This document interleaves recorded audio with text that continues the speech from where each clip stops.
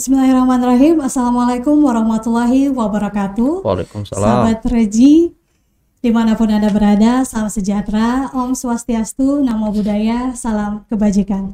Selamat pagi, perkenalkan saya Ria Rapika, tenaga pendidik Mankota Palangkaraya, yang sekaligus menjadi host pada program Bincang-Bincang di episode perdana kali ini, atau acara perdana di studio podcast Mankota Palangkaraya hari Senin tertanggal 31 Januari tahun 2022. Ya, sahabat religi, dan sebelumnya kami mohon izin untuk tidak menggunakan masker pagi ini untuk kenyamanan dalam berkomunikasi di program ini. Namun kami pastikan kami mematuhi protokol kesehatan dengan menjaga jarak, menggunakan hand sanitizer, dan tentunya seluruh kru yang ada di dalam ruangan ini sudah memenuhi prosedur protokol kesehatan yang ada. Baik, sahabat religi, pada pagi ini kita akan berbincang-bincang dan mengobrol ya bersama-sama dengan tema atau topik pembelajaran tatap muka 100% di Kota Palangkaraya bersama narasumber kita yang sudah berkenan hadir, yaitu Kepala Bidang Pendidikan Madrasah Kantor Wilayah Kementerian Agama Provinsi Kalimantan Tengah, yaitu Bapak Dr. Ahmad Farisin, MPD. Selamat pagi Bapak. Selamat pagi. Waalaikumsalam. Oke, apa kabarnya? Alhamdulillah sehat. Alhamdulillah. Selamat datang Bapak di studio podcast Mankota Palangkaraya. Nah, pemerintah sudah memulai pembelajaran tatap muka terbatas ini 100% ya di Indonesia untuk sekolah sejak awal Januari 2022. Nah, untuk bidang pendidikan madrasah sendiri, untuk kantor wilayah Kementerian Agama, kesiapannya selama ini apa dan bagaimana evaluasi setelah beberapa kunjungan tadi di beberapa madrasah termasuk Mankota Palangkaraya. Silakan Bapak. Ya, Assalamualaikum warahmatullahi wabarakatuh. Selamat pagi para pemirsa sekalian. Alhamdulillah pada kesempatan ini kami diundang oleh Mankota Palangkaraya di studionya, studio podcast Mankota Palangkaraya. Mudah-mudahan apa yang kita lakukan pada hari ini bisa membawa secercah harapan buat masa depan anak-anak kita ke depan. Berkaitan dengan pelaksanaan PTM 100% gitu ya. Sesuai dengan SKB 4 Menteri tahun 2022 itu sudah dijelaskan dan diminta kepada semua madrasah sekolah yang ada di Indonesia untuk melaksanakan PTM 100%. Kenapa? Karena sebagian besar wilayah kita itu adalah pada zona hijau sudah. Jadi kemungkinan besar untuk melaksanakan PTM 100% itu memungkinkan. Kemudian yang kita lakukan di madrasah, yang pertama kita akan memastikan bahwa edaran dari Pak Dirjen keterkaitan dengan pelaksanaan PTM ini sesuai dengan tahapan-tahapan yang sudah diatur dalam peraturan tersebut. Makanya beberapa waktu yang lalu kita sudah melakukan dan meminta data dari semua kabupaten kota di Kalimantan Tengah, kesiapan atau madrasah mana saja yang bisa melaksanakan PTM 100%.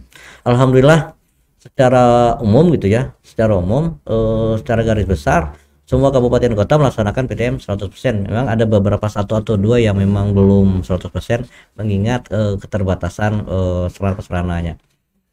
Kemudian perlu kita pahami juga, beberapa waktu yang lalu pemerintah menargetkan vaksinasi dari usia 6 tahun sampai 11. Ini menunjukkan bahwa anak-anak MI gitu ya, anak-anak MI, MTS gitu ya, diharapkan dengan adanya vaksinasi yang sudah lumayan gitu ya. Untuk madrasah ini diperkirakan hampir 98% sudah vaksin. Ini menunjukkan kesiapan kita untuk melaksanakan PTM 100%. Walaupun gitu ya, prokesnya tetap jalan. Prokes yang ada di Kementerian Agama kan ada 5D plus 1M. 5M plus 1D. Artinya di terakhir kita berusaha dan berdoa mudah-mudahan pandemi Covid ini cepat berakhir. Itu saja. Dan bagaimana hasil kunjungan di beberapa madrasah Pak? Evaluasinya sejauh ini mengenai PTM 100%?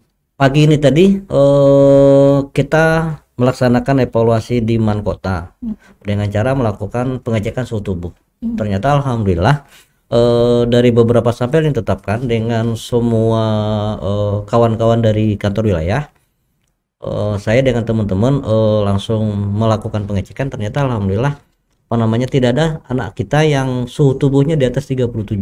Semuanya berada di bawah. Ini menunjukkan bahwa anak-anak pun sudah siap diri untuk mengikuti PTM. Nah, di beberapa madrasah lain juga sama, kita juga minta tolong dengan teman-teman juga untuk memastikan adanya evaluasi setiap evaluasi secara berkala. Kenapa? Karena PTM ini jangan sampai prokes yang ditetapkan pemerintah itu terabaikan. Oleh karena itu, teman-teman kita minta semua kepala madrasah beserta warganya untuk memastikan bahwa ada evaluasi di antara salah satu di antaranya selalu melakukan sidak atau melakukan pengecekan terhadap prokes yang ada. Nah, yang pertama mungkin kita harus memastikan bahwa pengecekan suhu tubuh itu berjalan secara terus menerus. Jangan sampai ada siswa kita yang suhu tubuhnya di atas 39 gitu atau 38. Nah, kalau ada, maka lakukan tindakan-tindakan yang sebagaimana yang sudah diatur. Alhamdulillah sampai hari ini siswa kita tidak ada yang di atas 37. Oke, terima kasih Bapak.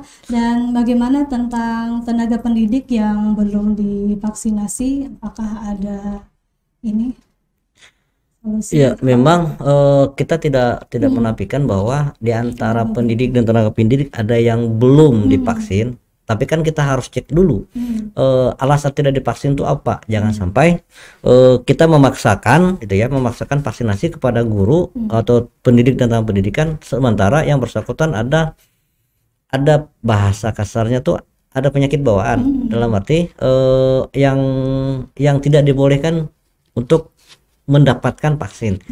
Jadi tapi kita tetap mengarahkan dan berusaha semua pendidik dan tenaga pendidikan itu harus divaksin. Tapi kalau memang ternyata kondisi yang bersangkutan itu tidak memungkinkan, kita jangan memaksakan. Tapi paling tidak yang bersangkutan tetap harus menggunakan prokes itu tadi. Artinya tetap menggunakan masker, jaga jarak dan sebagainya. Kemudian berkaitan dengan suhu tubuh dan sebagainya harus pada posisi fit. Kalau ternyata memang ada tidak fit, ya jangan turun ke madrasah dulu. Kan bisa saja kondisi begini teman-teman guru masih bisa menggunakan pembelajaran daring, tapi kan tidak semua.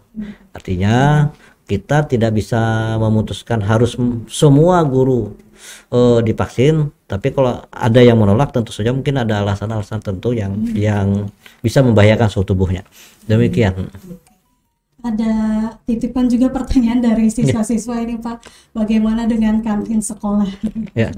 Apakah dibuka atau seperti apa? Nah, jadi ini kan kita baru masuk PTM ini kan awal Januari. Hari ini terakhir tanggal 31 Januari.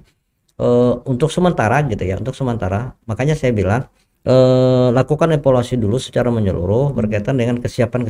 Tapi kalau sudah memungkinkan, artinya anak sudah terkendali, sudah disiplin dengan protokol kesehatannya sudah bagus, itu memungkinkan untuk kantin tetap dibuka. Memungkinkan kantin tapi kalaupun kantin dibuka, ya paling tidak jangan serentak, paling tidak satu bertahap. Tapi dipastikan dulu bahwa kedisiplinan anak menggunakan prokes. Jangan sampai dengan kantin dibuka malah mereka tidak menggunakan masker, berkerumun sebagainya. Nah, makanya perlunya evaluasi dulu lah. Artinya dikoordinasikan lebih lanjut di tingkat masing-masing madrasah. Jangan sampai membuka kantin itu akan menambah masalah baru. Jadi seperti itu. Jadi tolong bersabar dulu. Bersabar dulu. Ini kan masih dalam 1 bulan, mungkin bulan kedua. Kalau sudah disiplin anak-anak sudah luar biasa, tanggung jawab untuk melaksanakan prokes sudah luar biasa, mungkin tidak masalah. Tapi paling tidak jangan juga kantin langsung buka seperti sedia kala gitu. Pastikan di kantin pun prokesnya tetap jalan. Ada tata aturan lah. Jadi seperti itu. Kemudian ada pertanyaan terakhir ini, mungkin pesannya kepada sahabat religi yang sedang menayangkan atau akan sedang menonton tayangan ini terkait PTM 100%, pesannya untuk orang tua juga dan siswa-siswi PTM 100%. Ya. Para pendengar yang berbahagia, para peserta didik atau orang tua atau para akademisi atau masyarakat yang bisa mendengarkan menayangkan ini, harapan saya dengan dilaksanakannya PTM oleh pemerintah ini, kita minta tolong kerjasamanya, dukungannya, supportnya, karena bagaimanapun juga kita tetap pengen anak kita selalu berprestasi, anak kita selalu belajar. Nah, dukungan orang tua, dukungan masyarakat terhadap pelaksanaan prokes ini diharapkan. Salah satu diantaranya ketepatan orang tua untuk mengantar anak sesuai dengan jadwal. Kemudian yang kedua, penjemputan anak. Yang ketiga, jangan sampai adanya pembebanan dalam arti tetap mengingatkan kepada anak untuk pergi kemana saja gitu ya, harus menggunakan masker, harus menyiapkan masker. Kemudian berkaitan dengan setelah pulang sampai di rumah dan sebagainya, berkaitan dengan cuci tangan dan sebagainya itu tetap jalan. Jadi harapan saya kepada semua warga Kota Palangkaraya dan Kalimantan Tengah pada umumnya, semua warga madrasah itu tadi, mohon dukungan supportnya dari semua orang tua, dari tokoh masyarakat terhadap pelaksanaan PTM ini, karena ini adalah kepentingan kita semua, bukan kepentingan siapa-siapa, dalam rangka mencerdaskan kehidupan anak bangsa. Itu saja mungkin yang perlu sampaikan. Terima kasih atas undangannya pada hari ini. Mudah-mudahan ke depan podcast Man Kota menjadi salah satu siarnya, baik berkaitan dengan siar pendidikan, berkaitan siar siar agama dan sebagainya.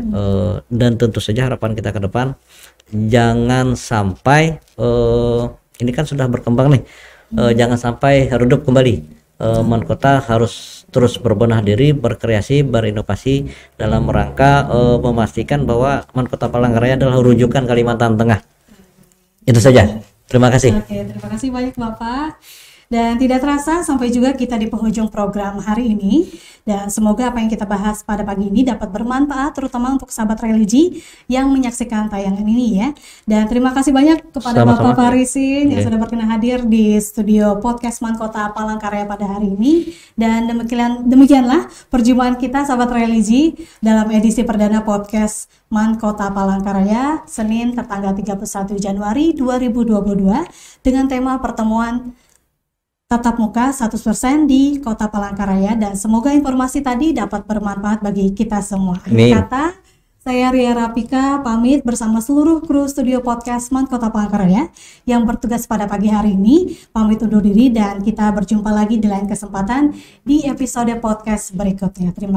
Terima kasih banyak untuk semuanya. Assalamualaikum warahmatullahi wabarakatuh. Waalaikumsalam warahmatullahi wabarakatuh. Sama-sama.